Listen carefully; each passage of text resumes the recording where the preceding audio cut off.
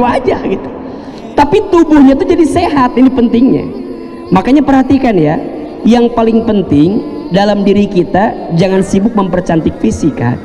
Tapi nanti yang ketiga ada hati. Nah, kalau akal aja dikasih asupan, kalau dikasih asupan, maka hati harus dikasih asupan atau tidak?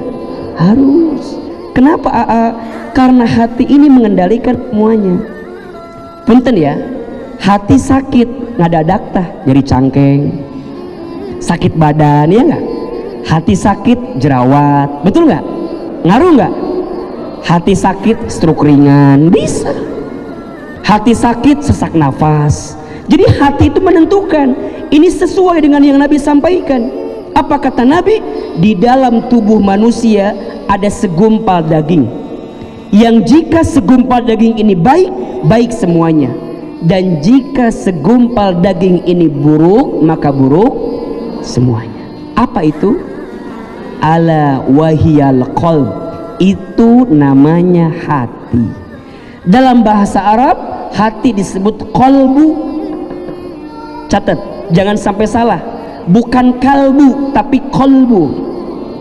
Kalau qalbu artinya hati, kalau kalbu artinya anjing, mohon maaf. Jadi kalau bunda bilangnya kalbu, anjing berarti. Ustadz, hargai kalbuku, berarti hargai anjingku. Tapi kalau kolbu artinya hati. Kenapa disebut kolbu dalam bahasa Arab? Hati itu, kolbu itu berangkat dari fi'il madhi qallaba yuqallibu, sesuatu yang mudah terbolak-balik. Jadi hati itu mudah terbolak. Kadang hati ini bersih, kadang kotor. Maka nanti hati dibagi tiga. Satu, ada yang disebut dengan qalbun mayyit, hati yang mati. Hati yang apa? Udah mati, keras hatinya, keras. Apa contohnya Ustadz? Dia menolak kebenaran dari Allah Subhanahu wa ta'ala, nolak. Dua, ada yang disebut qalbun marid, hati yang sakit. Apa? Sakit. Hati yang sakit kenapa Ustadz? Karena ada penyakit hati. Apa penyakit hati itu? Sombong, ujub, takabur, iri, dengki, betul? Temennya beli kulkas, dia yang kedinginan. Temennya beli kompor gas, dia yang panasan. Temennya beli mobil baru, dia yang ketabrak. Iya. Temennya masang parabola, dia minum Paramex ya. Temennya ganti iPhone Pro Max, dia minum Promah ya. Pokoknya mah penyakit hati we. SMS, susah melihat orang, senang melihat orang. Hati-hati bunda, teteh sayang, kalau hati sudah sakit berpotensi mengantarkan penyakit yang lain. Fi qulubihim maradun fazadahumullahu maradha. Di dalam hati mereka ada penyakit, yang penyakitnya mengantarkan, menambah penyakit yang lainnya.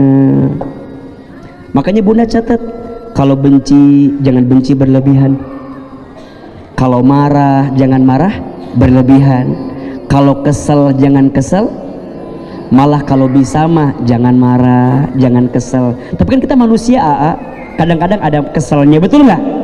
Ya udah kalau gitu jangan berlebihan, karena semua sikap hati yang buruk berlebihan mengundang sesuatu yang tidak baik dalam hidup kita. Makanya nanti ada satu penyakit namanya skizofrenia. Apa?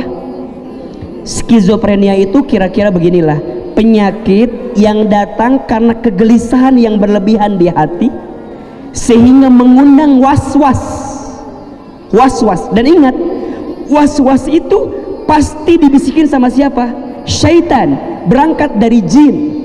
Makanya nanti seseorang yang banyak was-was, banyak khawatir, banyak gelisah, yang berlebihan mendekatkan dia didekati oleh makhluk yang lainnya. Makanya langsung istighfar. Kalau bunda lagi kesel, istighfar, istighfar, istighfar. Maka mohon maaf ya, kalau orang udah marah berlebihan bisa berbuat macam-macam kan? Betul nggak? Bahkan mengambil nyawa seseorang karena nggak terkontrol itu hati. Makanya kudu banyak istighfar. Lihat suami,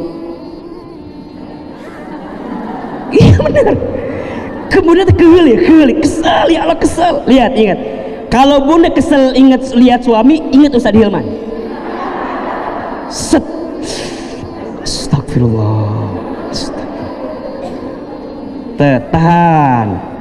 Karena kalau diiyain, lihat, diiyain, akal kita berpikir, lihat ya, badan kita bergerak, hati ini kan susah dikendalikan nih. Masuk ujungnya apa? Akal nggak mikir, jasad nggak bisa ditahan, betul nggak?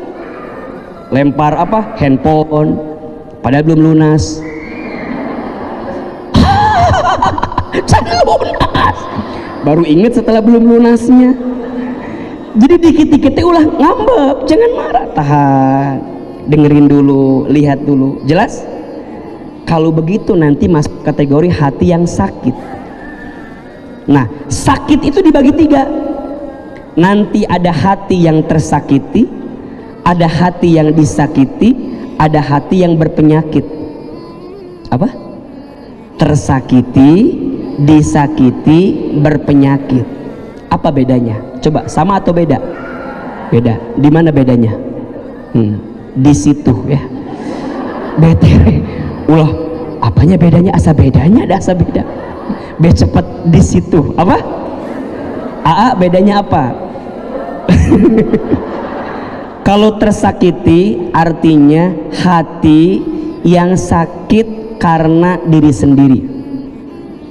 Jadi kita yang mengizinkan sakit. Kalau disakiti berarti ada orang yang menyakiti kita. Kalau hati yang berpenyakit berarti ada penyakit yang kita buat sendiri ditambah ada orang yang menyakiti kita. Selesai. Jelas? Hati-hati. Ada yang ketiga namanya hati yang sehat, hati yang selamat, hati yang lembut, hati yang tenang. Hati yang tenang namanya kolbun salim. Apa? Ulangi. Pertama kolbun apa? Mayit.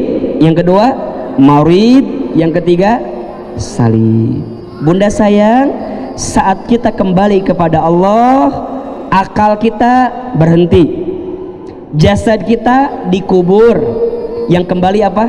Hati. Namanya mungkin dibungkus dengan ruh namanya. Jadi yang akan kembali nanti bukan fisik kita, bukan pemikiran kita. Yang akan kembali apa? Hati kita. Yauma la yanfa'u malu wala banun illa man atallaha biqalbin salim. Ada satu hari di mana harta, keluarga tidak bermanfaat, jabatan tidak bermanfaat, nama besar tidak bermanfaat, harta tidak bermanfaat, ganteng, cantik, fisik yang sehat tidak bermanfaat, illa kecuali orang-orang, lihat, yang datang kepada Allah biqalbin salim, dengan hati yang bersih. Nanti dalam hati itu ada nafsu. Nafsu dibagi 3. Ada nafsul ammarah, nafsu mengarahkan kepada keburukan. Ada nafsul lawamah, nafsu yang terbolak-balik. Ada yang ketiga nafsul mut. Dan kita berharap Allah memanggil kita dengan itu. Ya ayyatuhan nafsul mutmainnah irji'i ila rabbiki radiyatan mardiyah fadkhuli fi ibadi wadkhuli jannati. Yang dipanggil bukan hei Hilman, bukan hei, enggak. Yang dipanggil siapa oleh Allah? Hei engkau yang berjiwa tenang. Kenapa engkau punya jiwa yang tenang? Karena hatimu tenang. Kenapa hatimu tenang? Iya, karena selama hidupmu engkau punya hati yang salih. Pertanyaannya, bunda yang di sini mau punya hati yang mana? Yang mayit, yang marid, apa yang salim? Yang mati, yang sakit, apa yang tenang? Mau aja.